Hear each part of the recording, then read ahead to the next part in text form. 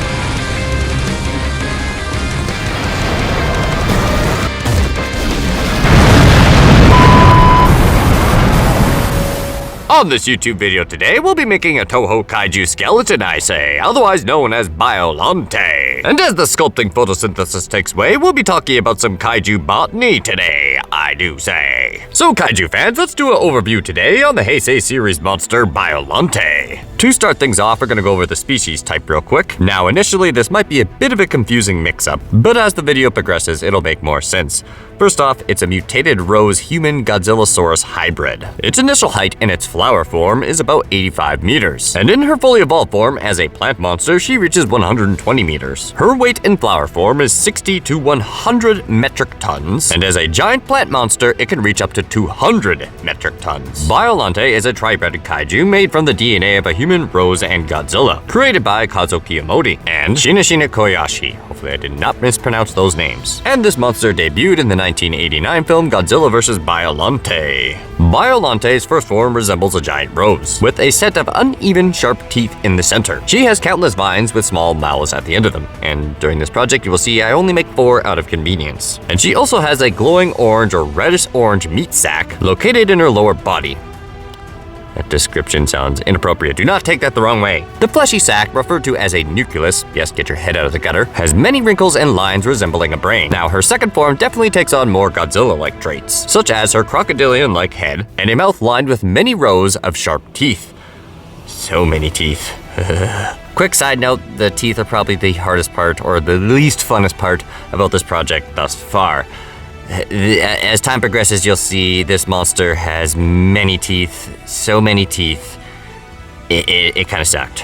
However, the pair of tusks on the side of the mouth were definitely quite cool, and I did kind of enjoy making those. And it should be mentioned, she also has more vines in her second form than her first form, and I probably will have some substitutes for that later on, but we're gonna worry about that in the future. And don't worry, in this form, she still maintains that orange sac, which I will probably make in part 2 because there's more painting to do. She also has very rough skin, much like Godzilla, and 4 stubby root-like appendages at the bottom. Now let's go over the origin a little bit because this will help explain this monster's creation. Biollante was originally just a human and rose hybrid, genetically engineered in 1984 by Dr. Gin Shinigami by splicing together the DNA of his daughter, Erika Shinigami, with that of a rose bush. And then, of course, later on with Godzilla cells. Now let's go over some history. While working in the Middle Eastern nation Saradia, to genetically engineer a new type of plant that could survive the Saradian desert. In order for the country to become less reliant on oil exports, a rival American company destroyed the laboratory holding some scavenged Godzilla cells from his 1984 attack, which were to be used in the new plant, killing Erika in the process. Shinigami, in an attempt to resurrect his daughter, spliced some of her cells with a rose bush. In 1990, the resulting earthquake from Mount Nihara eruption killed several of his spliced roses, sending the doctor into a panic, and making him splice G cells into a single rose, so it could become invincible. As a result, Shinigami's tri-bed eventually became sentient, with the Godzilla cells becoming an overpowering influence, and she continued to grow until she became an interest of Godzilla. Still, Erika's consciousness survived within Biollante, although be it faintly. After gaining sentience following Dr. Shinigami's splicing of the G cells into the hybrid,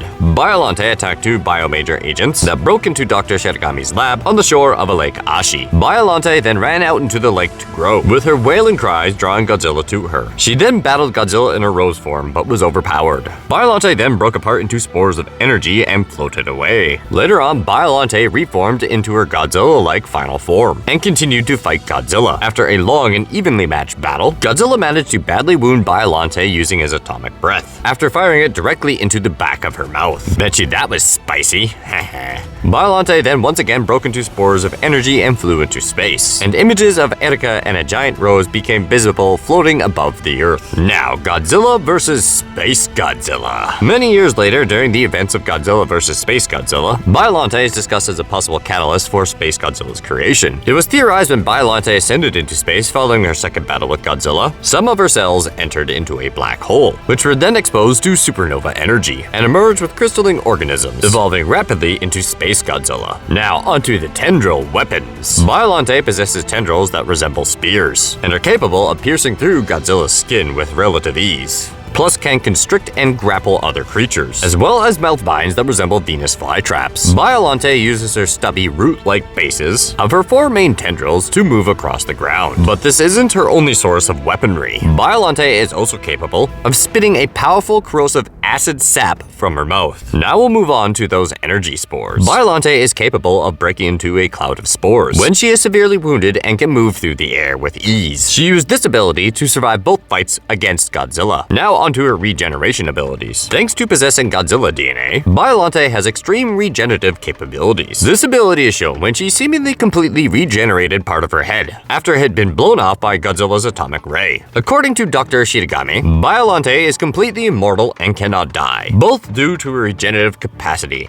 and her ability to break apart into energy spores when severely wounded. But not only that, she is also capable of tunneling. Biollante can ingrain her vines and tendrils, and then can have them rise up from the ground further away from her in a surprise attack. This ability is seen specifically in the PS3 and PS4 Godzilla video game, as well as the IDW comic series known as Godzilla Cataclysm. In the game Godzilla Unleashed, Biollante has the ability to submerge her entire body underground, essentially tunneling around, then surfacing to overwhelm her foes. Now let's go over some weaknesses. In Biollante's rose form, her cellular division is abnormally affected by Godzilla's heat ray, resulting in heavy body damage. Direct blasts of the atomic breath inside her also proves to be catastrophic, as proved with her final battle against Godzilla. Also, some fun facts to know and share. Biollante is the only monster in the Heisei series that Godzilla faces that is unable to fly. Both Biollante's first and final forms were portrayed from the inside by the suit actor Tamagotchi Akio. Also, the final form was initially controlled by a crew of 20 people who enabled 32 piano wires to mobilize the beast. In the 1992 manga, in the Godzilla comic Godzilla Raids Again, in one of Biollante's strangest appearances, a group known as the Exilians unleash King Ghidorah to try and take over the Earth. King Ghidorah begins to fly to Earth, but then is stopped by Biollante, who is living in space debris. During the battle between these two kaijus, King Ghidorah strikes Biollante with his gravity beams. Biollante then absorbs the essence of his power, and then becomes a plant-like King Ghidorah clone. Even with Biollante's enhancements, she is unfortunately still defeated. There's also a newer version of Biollante called Neo Biollante that also makes an appearance in the Kodansha manga, Godzilla King of the Monsters, where she is created by Dr. Oniyama. The monster King Godzilla, an amalgamation of Godzilla, King Ghidorah, and Batra from the second volume of the Kodansha manga, can also transform his chest into a Biollante head. Biollante was also intended to appear in Atari's 2004 fighting game, known as Godzilla Saved the Earth, but was scrapped at the last minute due to some licensing issues. However, a fully functional playable Biollante is present in the game's data, with a complete moveset and everything. However, she was made playable in the Wii version, or the sequel, known as Godzilla Unleashed. And that concludes all the fun facts for part 1 on Biollante. I hope you enjoyed this video today and learned something new along the way, and if you did enjoy this video, perhaps I say, be sure to smash that like button as hard as a kaiju, I do say. And if you just so happen to be new, be sure to subscribe today, so that way you can have more fun facts and monster projects heading your way. Comment below what you think of the project so far, or perhaps make a monster or dinosaur request. And be sure to stay tuned for part 2, where I'll be adding some plasticine clay and going over more of this kaiju story, you could say. And unfortunately, I'm sad to say it's not exactly the most gleeful story.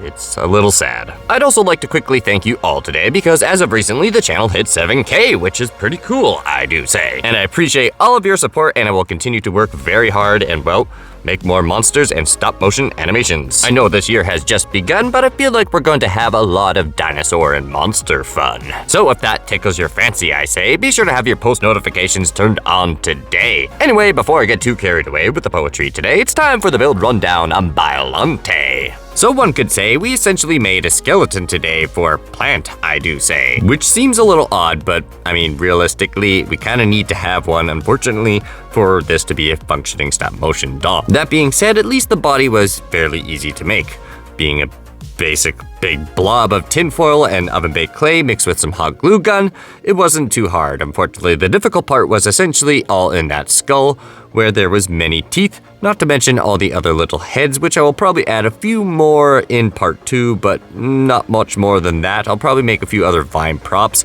but that's going to be about it. Otherwise, I would probably be spending weeks to close to a month just making vines, and I don't particularly want to do that. I've already spent enough time making all these teeth inside this mouth, which was a nightmare alone. But that will continue with some painting in part 2, where I have to paint every single little tooth. And then one could say plasticine sculpting will be on the way, I do say. Hey, thanks for sticking around to the very end of the video. Be sure to leave a like if you enjoyed the content, comment below what you think, share with your friends, and perhaps consider subscribing if any. And anyway, that's enough from me. Till next time, take it easy.